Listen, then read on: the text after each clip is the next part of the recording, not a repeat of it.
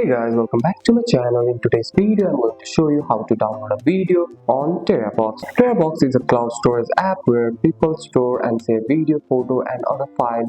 You can download video from TeraBox to watch them anytime on your phone or computer. Now let's see how to download video from TeraBox. Open the TeraBox app on your phone and make sure you are logged into your account. Go to the My File video or open the share link, scroll and find the video you want to save. Then tap on the three dot menu next to the video or tap and hold the video. Then select from the option that says download.